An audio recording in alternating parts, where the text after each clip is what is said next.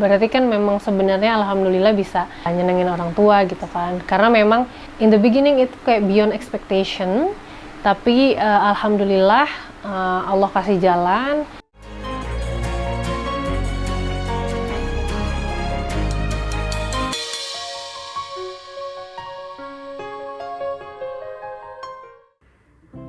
Nisa Sri Wahyuni, seorang anak driver ojek online yang baru saja menyelesaikan program beasiswa S2-nya di Imperial College London dan kini ia bekerja di Lembaga Kesehatan Dunia atau WHO.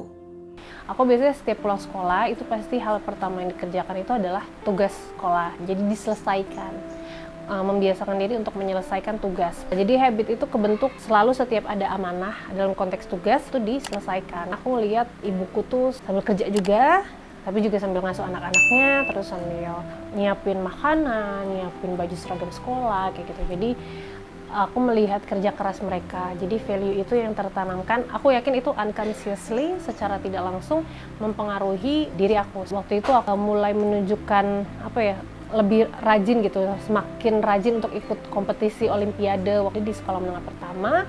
Terus sampai akhirnya aku juara kelas terus. Dari situ aku semakin semangat nih untuk membanggakan kedua orang tuaku. Karena tadi dari kecil aku sudah dididik untuk disiplin dalam konteks kalau ada PR diselesaikan, harus dikerjain, itu kan tugas sekolah. Melihat orang tuaku yang kerja keras kayak gitu, aku melihat itu sebagai value yang akhirnya juga membawa aku ketika ngerjain sesuatu tuh benar-benar harus totalitas. Sehingga cerita akhirnya karena aku memang dari SMP aku udah terbentuk gitu ya, aku punya jiwa tadi ya, value kerja keras. Akhirnya aku belajar juara kelas, sampai kelas SMA pun aku juga juara kelas terus. Dan alhamdulillah nilai-nilai sekolah menengahku inilah yang akhirnya membawa aku untuk bisa masuk ke Universitas Indonesia. Aku ngikutin kata orang tua lagi untuk milih jurusan kesehatan masyarakat di jalur undangan. Dengan keterbatasan biaya tidak menjadi penghalang bagi Nisa untuk terus melanjutkan pendidikannya. Ia percaya pencapaian yang sudah didapat saat ini tidak jauh dari dukungan orang tuanya. Yang membuat aku akhirnya terinspirasi itu sebenarnya karena behavior yang mereka tunjukkan dalam keseharian gitu. Jadi tanpa harus berucap gitu. Jadi aku terinspire dari, kan ada ya kata-kata di mana kita tuh bisa terpengaruh dari habit yang kita lihat kesehari-hari gitu. Tapi memang Bapak selalu bilang kalau berkaitan dengan misalnya pencapaian hanya ke kata-kata seperti ini. Mama Bapak itu kan pendidikannya hanya sekolah dasar, kalau bisa anak-anaknya bisa lebih baik secara pendidikan gitu. Tapi nggak ada sebenarnya yang harus S2, kamu harus S2 atau kamu harus S1 UI, nggak ada kata-kata seperti itu. Jadi lebih kata-kata sederhana itulah yang akhirnya aku tarik sebagai satu amanah. Dan dukungan mereka yang lain itu, value lain ya, mereka itu selalu ada gitu. Pokoknya selalu ada sebagai seorang ibu, sosok seorang ibu. Begitu pula sama Bapak gitu. Bapak tuh jadi pembagian tugas Mama sama Bapak nih balance kalau aku lihat. Jadi Mama itu yang kayak internal rumah dan Bapak itu yang sifatnya dinasan keluar kayak gitu. Jadi kalau dulu zaman-zaman aku SMP misalnya ngambil rapot gitu, atau zaman-zaman aku bahkan ngejar kampus gitu ya buat tes bahasa Inggris, itu tuh Bapak yang nganterin. Bahkan waktu itu pas tes beasiswa S2 aku sama Bapak, kita tuh di masjid nungguin dari jam 8 sampai jam 12 gitu. Jadi Bapak tuh bener-bener yang selalu ada gitu. Kalau yang sifatnya keluar, selalu menemani aku, pasti Bapak selalu ada. Jadi kasih sayangnya itu yang akhirnya juga membuat aku sebagai seorang anak, mereka udah kasih aku amanah, udah berusaha semaksimal mungkin, ya aku harus jaga dong, aku harus berusaha semaksimal mungkin. Jadi aku dari SD, SMP itu aku nggak pernah yang ikut les atau bimbel yang macam anak-anak sekolah lain gitu. Karena ya itu tadi ya alasan kondisi ya keluarga aku gitu ya. Bener-bener mandiri dan independen. Pun kalau aku nggak ngerti ya aku biasanya cari tahu sendiri. Atau kalau Mama bisa, biasanya nanya Mama kayak gitu. Aku memang mengaku ya pas zaman-zaman sekolah itu emang rajin gitu. Karena pulang sekolah itu aku pasti hal pertama yang tadi karena kebiasaan dari sekolah dasar kali ya. Ya aku nyelesain tugas-tugas dulu. Terus kalau ditanya aku minder atau enggak situasiku, misalnya apalagi kalau di UI kan banyak tuh teman-teman yang bawa mobil. Tapi alhamdulillah Allah tuh selalu kasih aku circle yang justru bikin aku termotivasi untuk mengejar impian aku kayak gitu. Jadi circleku itu dari zaman SMP, aku dari SMP tuh ikut Rohani Islam. Saling memotivasi, nih kita masuk SMA negeri. Begitu pula di SMA tuh bahkan teman-temanku inilah yang jadi motivasi utamaku gitu. Aku memang dari kecil tidak pernah melihat pekerjaan kedua orang tuaku tuh sebagai satu hal yang harus dipandang hal yang tidak baik atau memalukan gitu. Sama sekali nggak pernah terpikirkan seperti itu. Justru aku malah bangga gitu. Aku justru fokus ke diriku. Gimana caranya aku bisa mengupgrade diriku, bisa sampai pada level aku masuk ke perguruan tinggi. Jadi prinsipku adalah setiap hal yang aku terima itu amanah. Jadi aku bisa masuk SMA misalnya, itu amanah aku harus selesai SMA-nya dengan baik. Terus aku dapat beasiswa misalnya, terus kuliah di perguruan tinggi UI gitu kan, S1-nya itu juga amanah gitu menurutku. Itu amanah, aku harus bisa menyelesaikan dengan baik, apalagi kalau beasiswa bidik misi itu menunjukkan prestasi kayak gitu, baik akademik maupun non-akademik. Jadi aku berusaha untuk menjaga amanah-amanah itu. Berada di dalam lingkungan yang baik juga menjadi salah satu motivasi Nisa untuk terus berjuang meraih cita-citanya. Berkat usaha dan doa yang tidak pernah putus, ia bisa melanjutkan pendidikan S1-nya di Universitas Indonesia. Aku sebenarnya baru tahu nih, kayak Bapak juga bakal dengar. Ternyata Bapak itu cerita ke teman kerjanya gitu. Kemarin tuh aku dapat DM dari tempat kerjaan Bapak gitu. Katanya Bapak tuh bangga punya anak kuliah di UI. Aku baru tahu gitu kalau Bapak suka cerita gitu. Berarti kan memang sebenarnya alhamdulillah bisa nyenengin orang tua gitu kan. Karena memang in the beginning itu kayak beyond expectation. Tapi alhamdulillah Allah kasih jalan.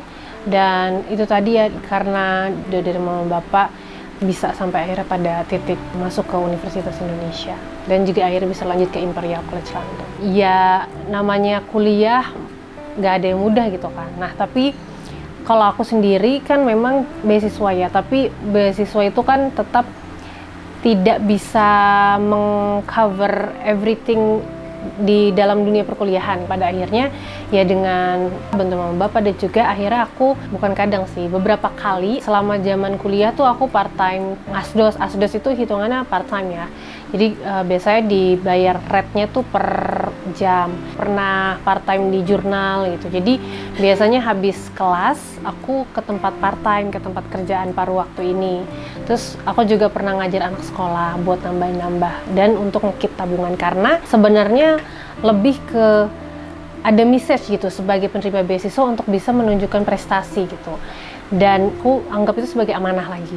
Jadi selama aku kuliah, aku memang sudah mulai ada keinginan untuk mengejar namanya mahasiswa berprestasi. Waktu itu di FKM UI ada kompetisi untuk menjadi mahasiswa berprestasi. Tapi untuk bisa jadi mahasiswa berprestasi itu harus bisa bahasa Inggris. Sedangkan aku tuh sangat lemah dalam exposure bahasa Inggris. Bahkan dari zaman SMA aku nggak suka bahasa Inggris. Aku tuh sangat tidak suka bahasa Inggris.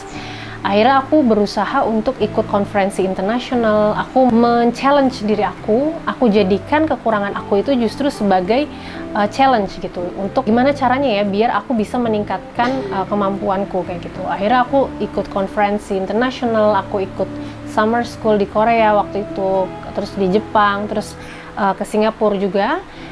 Akhirnya pengalaman-pengalaman itu membentuk aku untuk bisa lebih fasih dalam berbahasa Inggris. Akhirnya by the time, alhamdulillah aku kan bisa jadi mahasiswa berprestasi 2 FKM UI. Dan akhirnya aku bisa, barrier yang aku kira ini sebagai hambatan ternyata bisa aku pecahkan gitu dengan proses dan usaha kerja keras kayak gitu. Ia menjadikan kekurangannya sebagai tantangan yang harus dilewati. Aku selalu percaya apa yang terjadi dalam hidupku itu sudah yang terbaik. Akan ada momen dimana jawabannya gitu, kenapa akhirnya aku bisa pada pilihan ini. Nah, ketika aku masuk FKM UI, itu tuh ada masa orientasi. Di masa orientasi itu kita dikenalin tentang jurusan ini. Kan aku tadi exposure tentang kesehatan masyarakatnya masih kurang nih. Akhirnya aku ketemulah dengan banyak exposure selama orientasi dan aku baru tahu, oh ternyata ada jurusan epidemiologi, salah satu peminatan karena Kesmas tuh luas gitu ya, yang akan bisa membuat kita menjadi seorang yang berpengaruh gitu dalam kesehatan untuk populasi. Dari situ aku mulai terinspirasi untuk cari tahu lebih banyak tentang jurusan ini. Dan waktu itu alhamdulillah mantap lah, aku kayaknya nanti kalau misalnya kan semester 5 ya peminatannya. Jadi aku akan memilih jurusan ini. Dan waktu itu aku sebenarnya Masya Allahnya itu tempat kerjaku hari ini itu sebenarnya adalah salah satu visualisasi mimpi aku dulu zaman S1 gitu. By the time ketika aku kuliah semester 5, 6, 7 pas belajar epidemiologi, aku semakin ingin tahu lebih banyak gitu. Karena sebenarnya 3 semester untuk epidemiologi itu masih kurang menurutku waktu itu. Jadi salah satu motivasiku untuk S2 itu karena aku merasa ada keinginan untuk belajar lebih dalam tentang dunia epidemiologi di S2 seperti itu. Di sela banyaknya kegiatan, Nisa bisa menyelesaikan pendidikannya di Universitas Indonesia selama 3,5 tahun. Mama sama Bapak waktu itu nyaranin untuk aku kerja dulu, karena kalau kerja biar ilmunya itu teraplikasikan. Dan aku waktu itu memang terbuka juga dengan pilihan itu, tapi memang rezeki dari Allah lebih ke kerja dulu. Jadi Maret tuh aku udah dapat kerja. Dan selama proses kerja itu, jadi ada satu penelitian yang ternyata aku tuh nggak dapatin itu di S1. Ini tuh ilmu yang aku bisa dapet di S2.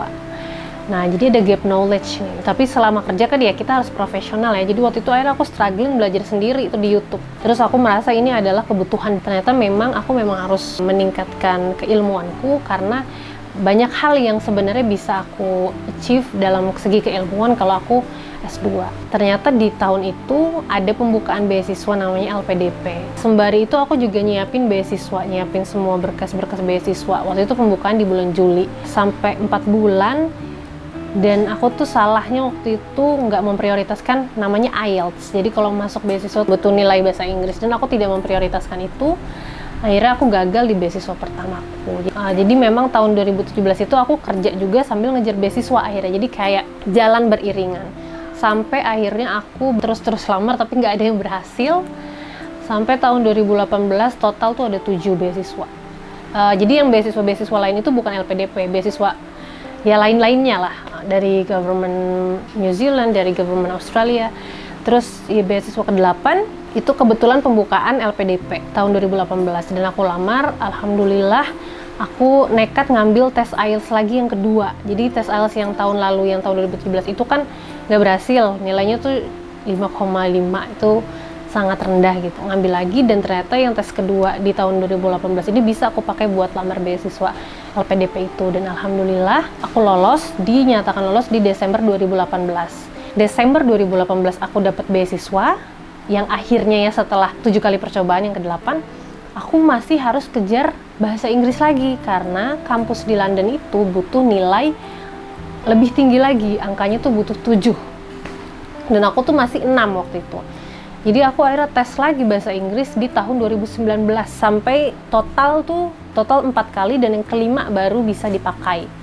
Dan itu udah H-3 minggu sebelum waktu mulai kuliah, antara berangkat nggak berangkat. Dan ini sebenarnya qadarullah, ini benar-benar jalan dari Allah karena posisinya tuh sudah diterima tapi masih conditional. Jadi kalau di kampus tuh conditional tuh kamu udah di-review nih aplikasinya, tapi ada satu persyaratan yang kurang. Kalau mau diterima secara official itu kamu harus melengkapi nih bahasa Inggrisnya agar jadi unconditional. Akhir Juli aku kan tes yang keempat, tes bahasa Inggris. Nilaiku tuh masih sama. Bayangin aku udah tes 4 kali, nilai kedua, ketiga, keempat itu nilainya sama, 6.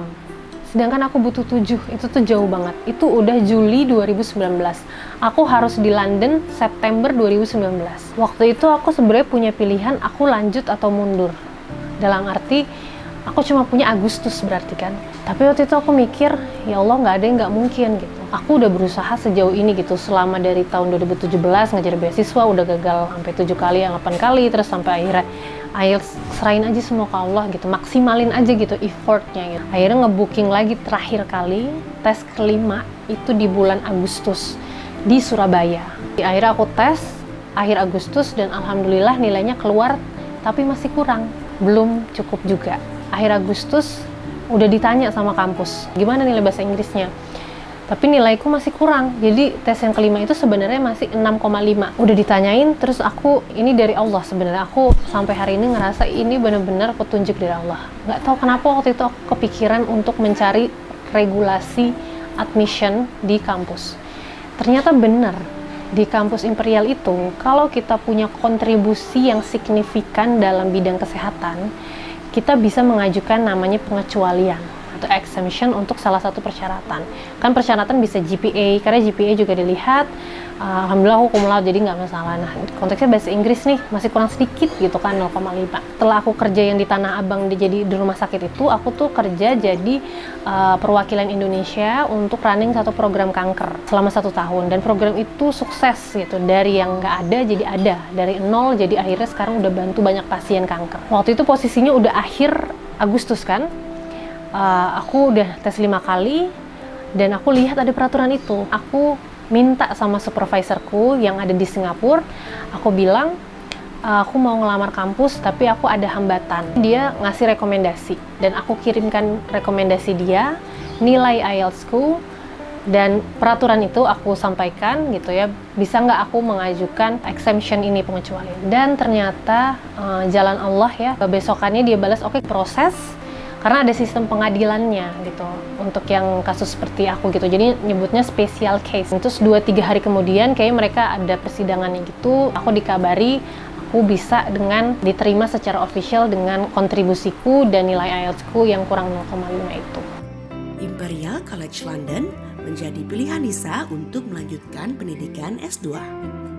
Pertama karena aku memang udah browsing kalau jurusan epidemiologi itu sudah berkembang sangat baik di Inggris salah satunya, dan khususnya di Universitas Imperial College London yang aku pilih ini. Jadi memang sebelum memutuskan untuk S2, apalagi kalau kita ambil beasiswa ya, kita tuh harus punya basic atau dasar yang kuat gitu ketika memilih jurusan dan universitasnya. Dan aku sudah browsing silabus-silabus di jurusanku ini yang akhirnya membawa aku untuk memilih jurusan ini sebagai pilihan. Selama proses perkuliahan memang kan nggak ada yang mudah ya, apalagi di tadi education systemnya ternyata benar yang aku predik, benar beda gitu. Dan itu yang aku lihat selama proses kuliah. Dan ketika bulan pertama itu aku berusaha beradaptasi banget, karena di Imperial itu tuh sistemnya itu teori dan langsung praktek. Dan prakteknya itu benar-benar tergantung kamu paham apa enggak teori di pagi hari gitu kan, kita kuliah dari pagi sampai sore. Kalau kamu nggak ngerti ya kamu nanya gitu. Tapi aku kan tidak terbiasa dengan sistem untuk nanya dan terus berdiskusi. Karena kalau kita nanya biasanya mereka akan lebih senang berdiskusi gitu, bukan kayak ngasih tahu jawabannya langsung. Jadi akhirnya di situ aku selama sebulan sampai struggle, dan aku kalau kesusahan akhirnya aku larinya ke musola di kampus gitu, masjid. Ujian kayaknya waktu itu bukan ujian deh, kayak tes awal gitu, terus aku nggak ngerti sama sekali, terus aku cuma bisa nangis aja waktu itu. Tapi ya itu, alhamdulillah ada mulai dari teman-teman LPDP sendiri yang orang-orang Indonesia, terus tadi teman flat, dan aku juga punya teman di kelas. Kebetulan aku orang Indonesia sendiri kalau di kelas. Teman dekatnya tuh orang Greece dan orang India gitu. Tapi mereka sangat support gitu dalam konteks aku misalnya susah apa, jadi biasanya aku diskusi sama mereka. Dan akhirnya aku bisa survive. Memang nggak mudah, tapi Allah selalu kasih orang-orang terbaiknya buat aku gitu. Jadi itu yang akhirnya bikin aku tetap bisa bertahan kayak gitu. Hidup di negara yang mayoritas beragama Kristen menjadi tantangan sendiri bagi Nisa sebagai pemeluk agama Islam untuk dapat menunjukkan bahwa Islam bukan agama yang kaku terhadap orang lain yang berbeda keyakinan. Kebetulan di kelasku itu cuma aku dan satu perempuan dari Bangladesh. Tapi memang yang temanku ini sedikit kurang berbaur kayak gitu. Jadi memang aku yang akhirnya paling banyak bergaul dengan teman-teman orang asing lainnya. Dan aku sebagai seorang muslim ya, aku menunjukkan gitu bahwa aku muslim, dan aku menunjukkan muslim itu tidak kaku gitu. Kita tetap bisa berinteraksi dengan sesama, tetap menunjukkan value-value sebagai seorang muslim, bahwa kita tuh bisa amanah. Misalnya dalam kerja kelompok biasanya kan ada nih yang kadang suka kabur-kaburan gitu atau gimana. Karena kita itu secara tidak langsung berdakwah, kita sebagai seorang muslim menunjukkan sosok kita tuh seperti apa kayak gitu. Dan itu yang aku tadi ya, amanah yang aku coba jaga selama, karena aku benar-benar bisa dibilang yang paling merepresentasikan muslim di kelas. Karena di kelasku itu tadi aku dan temanku itu. Waktu itu juga pernah nih ada kita kayak kumpul, dan karena mereka tahu aku muslim gitu ya, kan mereka semua kalau kumpul tuh punya culture minum alkohol ya kayak gitu. Tapi mereka tahu gitu kalau aku itu muslim, dan aku juga jadi sekalian memberitahu gitu kalau di Islam itu seperti ini, tidak boleh, kita nggak diperkenankan untuk minum minuman yang alkohol. Jadi mereka pun respect gitu. Dan yang aku sangat suka dari kehidupan atau orang-orang di London, mereka tuh punya rasa toleransi yang tinggi. Mereka sangat respect gitu dengan perbedaan gitu. Nisa merasa jurusan yang ia pelajari bisa memberikan manfaat untuk banyak orang, terkhusus saat ini dengan merebaknya wabah virus COVID-19. Kan waktu pas di London itu masuk pandemi ketika semester 3. Itu pas banget aku lagi ngerjain tesis. Jadi emang ada 3 semester nih, semester 1, 2 tuh emang di kelas kan. Alhamdulillah belum pandemi, waktu pas pandemi itu pas tesis, bulan April. Dan selama pandemi itu kan lockdown London. Aku tuh sering banget lihat berita-berita tentang COVID di Indonesia gitu-gitu dan sebagainya. Terus aku tuh ngeliat, ya Allah ini aku cuma bisa nonton doang gitu. Tapi kan memang aku lagi kuliah gitu. Akhirnya aku waktu itu bilang, ya Allah kalau boleh gitu ya Allah, aku pengen saat balik aku bisa do something for COVID-19 gitu. Di posisi apapun, di institusi apapun. Waktu itu aku memang sudah mulai cari-cari. Jadi aku kan April tuh ya, Maret 2020, aku lulus September 2020. Aku tuh udah mulai nge-apply beberapa posisi gitu yang kaitannya sama COVID. Karena aku juga ngerasa sebagai epidemiologi ini aku bisa do something buat Indonesia dengan core competence-ku kayak gitu, dengan keilmuanku juga. Ya udah, akhirnya aku udah coba-coba beberapa aplikasi sampai lulus kan, sampai balik ke Indonesia. Qadarullah di bulan Januari aku dapat panggilan untuk interview dan proses seleksi di tempat kerjaku sekarang, di salah satu organisasi kesehatan di internasional. Dan selama itu akhirnya aku proses aplikasi dan sebagainya, baru Maret aku dinyatakan bisa mulai berkontribusi atau bekerja di bidangku yang sekarang untuk penanganan COVID-19. Sebagai manusia ya, kita tuh pasti punya sifat kalau lelah akhirnya gimana nih, rasanya pengen nyerah aja, pasti itu ada secara tidak langsung gitu. Ketika capek kita rasanya ingin berhenti gitu. Tapi ketika momen itu datang teman-teman, aku berharap kita selalu ingat gitu kalau kita punya Allah. Kenapa? Karena nggak ada yang nggak mungkin buat Allah. Dan itu yang selalu aku juga tanamkan di diri aku. Apapun yang aku terima hari ini, itu sebenarnya semua cuma titipan. Jadi aku melihatnya itu kalau memang aku dapat ini, ya itu memang datangnya dari Allah gitu. Dan kalau suatu hari lepas atau aku nggak punya, itu juga kembali ditarik sama Allah gitu. Karena ini bukan punya aku. Jadi mintalah sama Dia, karena Dialah yang memiliki segalanya. Jadi ketika aku, nggak apa-apa kita merasa lelah gitu, kita mau ambil jeda, tapi pastikan setelah itu kita tetap berusaha lagi. Kenapa? Karena kita punya Allah. Dan jangan khawatir dengan melihat teman-teman kita, misalnya dia udah dapat S2 atau misalnya udah dapat beasiswa atau udah kerja di tempat yang sangat bagus gitu. Teman-teman percayalah, itu semua ada prosesnya. Dan mereka bisa sampai pada titik itu juga melalui waktu-waktu yang berat gitu. Kita semua tuh sama, kita semua itu pernah mengalami masa sulit. Pertanyaannya, apakah kita mau lanjut atau kita berhenti? Tapi kalau kita punya keyakinan bahwa kita punya Allah yang maha besar, Allah yang memungkinkan segalanya yang nggak mungkin, maka kita pasti akan memilih untuk lanjut.